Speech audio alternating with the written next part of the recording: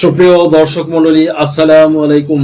দেশে এবং দেশের বাহিরে যে যেখান থেকে শুনছেন, আশা করি ভালো আছেন, সুস্থ আছেন, নিরাপদে আছেন। আমি Mohammad Belayet Hossain, advocate, Bangladesh supreme court. Viewers, আজকে দুর্দান্ত একটি টপিক নিয়ে আপনাদের সামনে হাজির হয়েছি।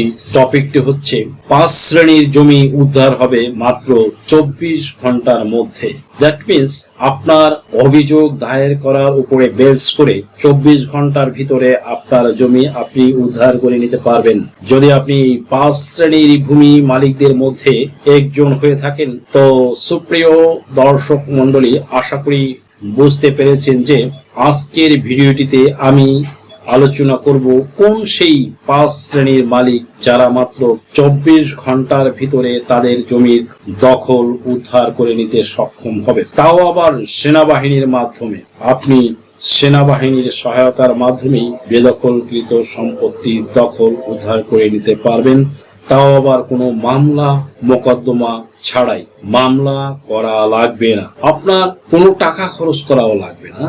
আপনি জাস্ট একটা অভিযোগ দায়েরের ভিত্তিতেই সেনাবাহিনীর উপস্থিতিতেই আপনার বিশেষ এই 5 শ্রেণীর জমি উদ্ধার করে নিতে সক্ষম হবেন। ভিউয়ার্স, 1 নম্বরে পারিবারিক সম্পত্তি।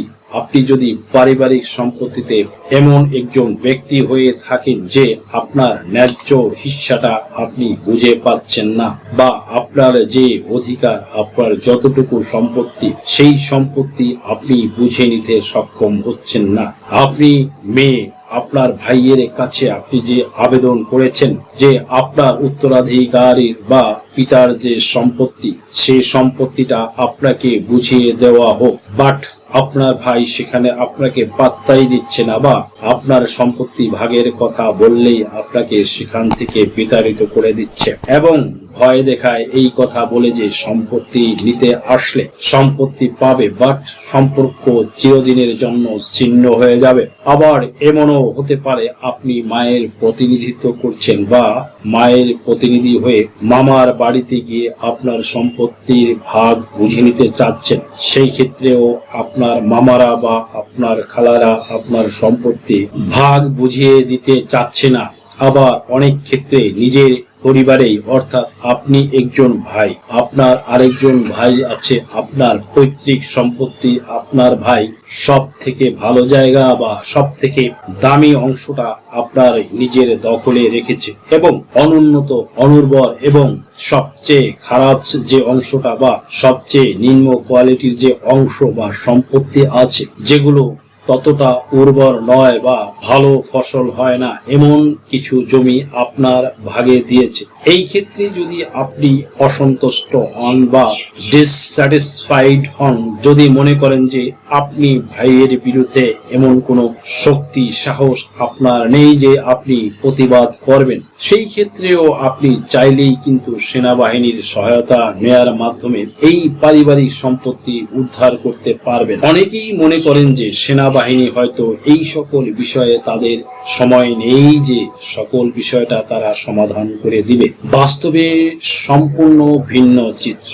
আপনি চাইলেই কিন্তু সেনাবাহিনীর সহায়তা নেয়ার মাধ্যমে এই সমস্যাটা আপনি সমাধান করে নিতে পারেন। যদি আপনি মনে করেন যে আপনাকে আপনার ন্যায্য হিস্সা থেকে ঠকানো হচ্ছে, তাহলে অবশ্যই আপনার এই পারিবারিক যে আত্মীয়গুলো, তাদেরকে কখনো আত্মীয় হিসাবে মনে না করে, ভূমিদস্যু হিসাবে মনে করে তাদের বিরুদ্ধে আপনি সেনাবাহিনীর কাছে কমপ্লেইন করেন, অভিযোগ দায়ের করেন এবং সেনাবাহিনীর সহায়তায় দেখবেন যে সেনাবাহিনী সরাসরি উপস্থিত হয়ে আপনার সম্পত্তির সঠিক হিসাব বা সঠিক হিস্সা আপনাকে বুঝে পেতে সহায়তা করবে। শুধু তাই নয়, তাদের একটা নির্দিষ্ট আলটিমেটাম প্রদান করবে, একটি নির্দিষ্ট সময় বেঁধে দেবে। প্রয়োজনে প্রশিক্ষণ প্রাপ্ত সার্ভেয়ারের শরণাপন্ন হয়ে আপনার ভাই বা আপনার চাচা বা যে আত্মীয়ের সাথে আপনার এই সমস্যা, সে দেখবে যে তখন আপনার উত্তরাধিকার সম্পত্তি বা পৈতৃক পৈতৃক সম্পত্তি আপনাকে সঠিকভাবে বুঝিয়ে দিচ্ছে। সো ভিউয়ার্স, আশা করি বুঝতে পেরেছেন যে এই ওয়ারিশান সম্পত্তি আপনি চাইলে কিন্তু এখন আপনি বুঝে নিতে সক্ষম হবেন। সুপ্রিয় দর্শক মন্ডলী, সেকেন্ড থিং, আপনার নামজারি নিয়ে যদি কোনো সমস্যা হয়, বাংলাদেশের সব থেকে বড় হয়রানির বা সাফারিংস এর নাম হচ্ছে নামজারি বা মিউটেশন। ভিউয়ার্স, এখনো যেহেতু প্রত্যেকটা জেলাতে বা প্রত্যেকটা উপজেলাতে সাব রেজিস্ট্রার কার্যালয়গুলোতে সম্পূর্ণভাবে অটোমেশন এর আওতায় নিয়ে আসা সক্ষম হয়নি। সরকারের পক্ষ থেকে কার্যক্রম চলমান রয়েছে এবং এটা শতভাগ কমপ্লিট হয়ে যতক্ষণ না আসছে অটোমেশন সিস্টেমে, ততদিন দলিল হাতে পাওয়ার পর নামজারির জন্য অনেকে আবেদন করে থাকে। আবার অনেকে আছে দলিল হাতে পাওয়ার পূর্বেই দলিলের একটি সার্টিফাইড বা ডুপ্লিকেট কপি উঠিয়ে বা নকল উঠিয়ে নামজারির জন্য আবেদন করে। এখন কথা হচ্ছে, নামজারির আবেদন এসিল্যান্ড মহোদয় কোন বিষয়ে যদি গুরুত্ব সহকারে না দেখে বা তার নামজারি আবেদনটিকে একটা গুরুত্ব না দিয়ে অনেক সময় দেখা যায় যে বিনা কারণে খারিজ করে দেয় সকল এসিল্যান্ড যে এমন করে, বিষয়টা কিন্তু এরকম নয়। কিছু এসিল্যান্ড আছে তারা এটার মাধ্যমে কৌশল অবলম্বন করতে চায় এবং তারা চেষ্টা করে যে এই পদ্ধতির মাধ্যমে ভূমি মালিককে ঠকিয়ে বা তাকে বাধ্য করে তার কাছ থেকে কিছু টাকা হাতিয়ে নেওয়ার। আর এই ধরনের বা এমন কৌশল অবলম্বন করেই অনেক এসিল্যান্ড আছে তারা ভূমি মালিকদের ভিক্টিমাইজ করে তাদেরকে বাধ্য করে বাড়তি টাকা প্রদান করে নামজারি গ্রহণ করার জন্য। আর এটার জন্যই দেখা যায় যে সরকার নির্ধারিত যে ফিস 1170 টাকা, এটা ছাড়াই 10, 20 বা 30,000 টাকা পর্যন্ত একজন ভূমি মালিকের খরচ হয়ে যাচ্ছে। তারপরও সে তার নামজারি কখনো সরকার নির্ধারিত ফিসের ভিতরে থেকে বা 1170 টাকায় করে নিতে সক্ষম হচ্ছে না। সুপ্রিয় দর্শক মন্ডলী, যদি কোনো ভূমি মালিকের সাথে কোনো এসিল্যান্ড মহোদয় এমন কোনো কার্যক্রম করে, সে ফর এক্সাম্পল আপনার সকল ডকুমেন্টস ঠিকঠাক আছে, আপনার নামজারি আবেদন কখনো রিজেক্ট হবার কথা নয়। আপনার সকল ডকুমেন্টস পেপারগুলো, রিকোয়ারমেন্টস গুলো, যে আপনার যে এলিমেন্টস গুলো সম্পূর্ণ সঠিক, আপনার নামজারির জন্য যে তথ্যগুলো দরকার সেই তথ্যগুলো আপনার কাছে রয়েছে, তাহলে কোনো এসিল্যান্ড যদি আপনাকে ইচ্ছাকৃতভাবে এইভাবে আপনার কাছ থেকে বাড়তি টাকা আদায়ের উদ্দেশ্যে যদি আবেদন বাতিল করে, আপনি তৎক্ষণাৎ সময় নষ্ট না করে সেনাবাহিনীর শরণাপন্ন হবেন এবং সেনাবাহিনী ম্যাজিস্ট্রেট পাওয়ারভুক্ত যে সেনাবাহিনীগুলো রয়েছে, যে কমিশন প্রাপ্ত সেনাবাহিনী, তাদের কাছে যাওয়ার ফলে আপনি অভিযোগ দায়ের করবেন।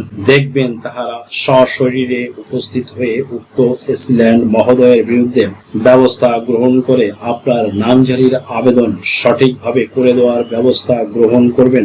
সুপ্রিয় দর্শক মন্ডলী, তৃতীয় পর্যায়ে যে ব্যক্তিরা তাদের জমির সমস্যা বা তাদের সমস্যা সমাধান করে নিতে পারবে মাত্র 24 ঘন্টার ভিতরে, সেটা হচ্ছে ভূমি উন্নয়ন কর বা খাজনা প্রদানের ক্ষেত্রে অনেক সময় দেখা যায় যে অনেক ভূমি অফিসের দায়িত্বশীল কর্মকর্তা রয়েছে, নায়েব বা তহসিলদার, তারাও মূলত বেসিক্যালি ভূমি মালিকদের কাছ থেকে বাড়তি টাকা হাতিয়ে নেওয়ার উদ্দেশ্যে সরকার নির্ধারিত যে ফিস থাকে তার থেকে কয়েক গুণ বেশি পরিমাণে টাকা হাতিয়ে নেয়।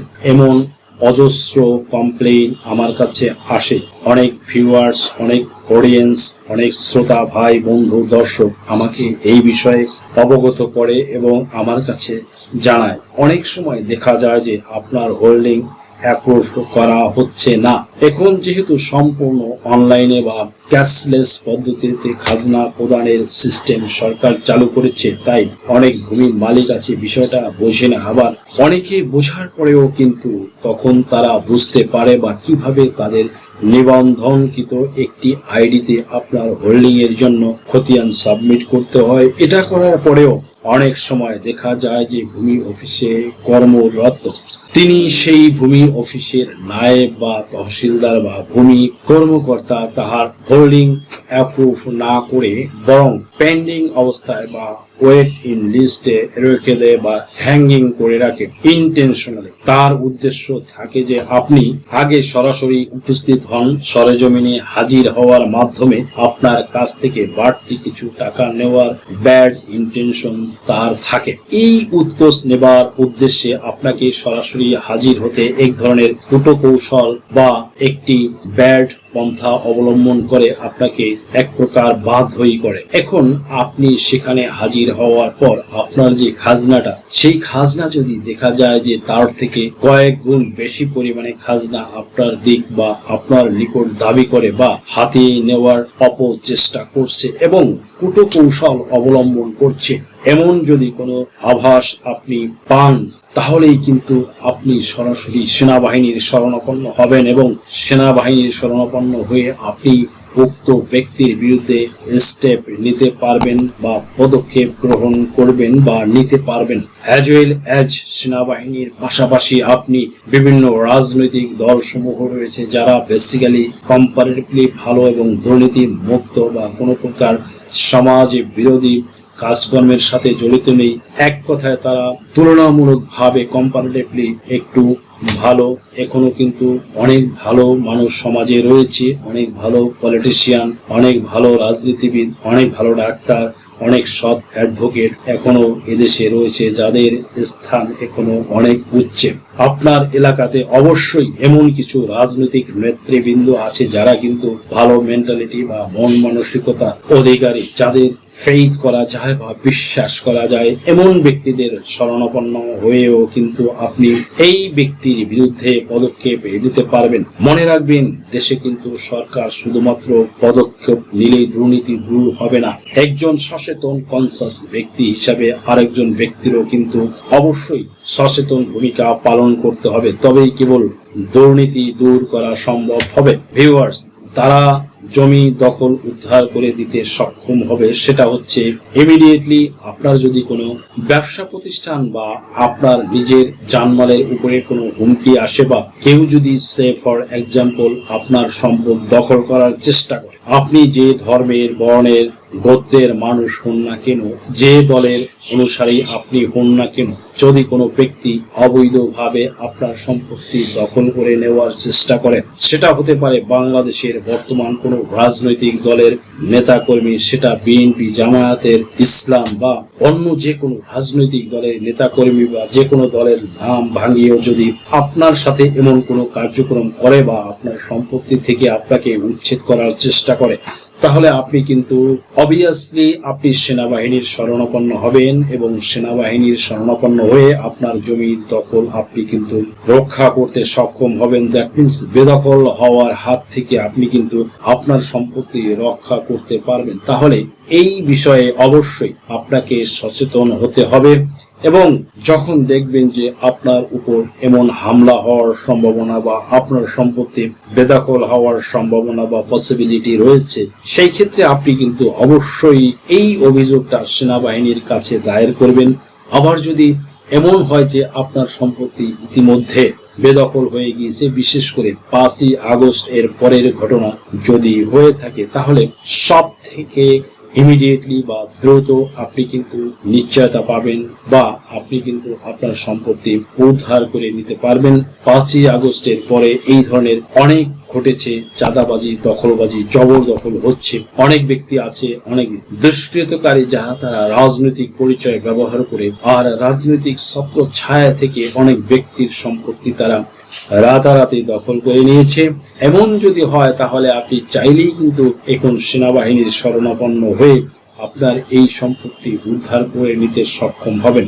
সুপ্রিয় দর্শক মন্ডলী, এরপরে 5 নাম্বার হচ্ছে, পূর্বে আপনার সম্পত্তি বেদখল হয়েছে রাজনৈতিক পরিচয় ব্যবহার করে বা পেশি শক্তি ব্যবহার করে, সে ফর এক্সাম্পল একজন আওয়ামী লীগ বা অন্য কোনো রাজনৈতিক দলের নেতাকর্মী ওই সময় আপনার সম্পত্তি আপনার কাছ থেকে জোরপূর্বক বেদখল করে নিয়েছে। বাট কিছু প্রভাবশালী গোষ্ঠী ছিল, কিছু ব্যবসায়ী চক্র ছিল, কিছু স্বার্থান্বেষী গোষ্ঠী ছিল, তারাও মূলত প্রভাব খাটিয়ে আপনার সম্পত্তি বেদখল করে নিয়েছে। এমনও হয়েছে যে আপনার 1 বিঘা জমি হয়তো রেজিস্ট্রি করে নিয়েছে আপনার কাছ থেকে, সেটার মূল্য প্রদান করেছে, কিন্তু 1 বিঘা সাথে সাথে আরো 4 বিঘা আপনার কাছ থেকে বেদখল করে নিয়েছে। এভাবে হয়তো 5 বিঘা সম্পত্তি আপনার থেকে বের করে নিয়েছে। এমন ভাবে যদি আপনার সম্পত্তি বেদখল করে নেয় এবং সেখানে যদি তারা কোনো ব্যবসায়িক প্রতিষ্ঠান গড়ে তোলে বা কোনো স্থায়ী কোনো প্রপার্টি তৈরি করে ফেলে, তাহলে কিন্তু আপনি তাদের বিরুদ্ধে ব্যবস্থা নিতে পারবেন না। তবে এখানে কিন্তু একটি বিষয় মনে রাখতে হবে, সেটা হচ্ছে অনেক পূর্বে যদিও সম্পত্তি রেকর্ড হয়ে যায় বা আপনার কাছ থেকে যারা বেদখল করে নিয়েছিল সেই সম্পত্তি যদি কেউ কোনো ব্যক্তি রেকর্ড করে নেয় বা যদি দলিল করে ফেলে, সেই দলিলটা ভুয়া হতে পারে, জাল দলিল হতে পারে, তাহলে এটা কিন্তু প্রমাণ করার জন্য সেনাবাহিনীর পদক্ষেপ নেবে না। এটা আপনাকে প্রমাণ করার জন্য কোর্টের শরণাপন্ন হতে হবে এবং কোর্টের বা বিজ্ঞ আদালতের শরণাপন্ন হয়ে আপনাকে করতে হবে। যদি আপনি এই কাজটি করতে পারেন তাহলে কিন্তু বিজ্ঞ আদালত যখন আপনার পক্ষে রায় ডিক্রি দেবে তখন আপনি কেবল এই কাগজ নিয়ে সরাসরি আপনি ওই ব্যক্তিকে সম্পত্তি উদ্ধার করতে না পারেন, তখন আপনি প্রশাসনের সহায়তা নেবেন। সুপ্রিয় দর্শক মণ্ডলী, ভিউয়ার্স, আশা করি তাহলে বুঝতে পেরেছেন এই ক্ষেত্রে অনেকে ভুল করে থাকে। তাদের রেকর্ডের সমস্যা, দলিলের সমস্যা, এইসব সমস্যার সমাধানের জন্য তারা সেনাবাহিনীর কাছে ছুটে যায়। বাস্তবে সেনাবাহিনী কিন্তু এসব সমস্যার সমাধান দিবে না, কেবলমাত্র তাদের সমস্যার সমাধান দিবে যে 5 শ্রেণীর মালিকদের কথা আমি বললাম। শুধুমাত্র এই 5 শ্রেণীর মালিকদের সেনাবাহিনীর শরণাপন্ন হলে আপনারা আপনাদের জমি জমার সমস্যার সমাধান করে নিতে সক্ষম হবে।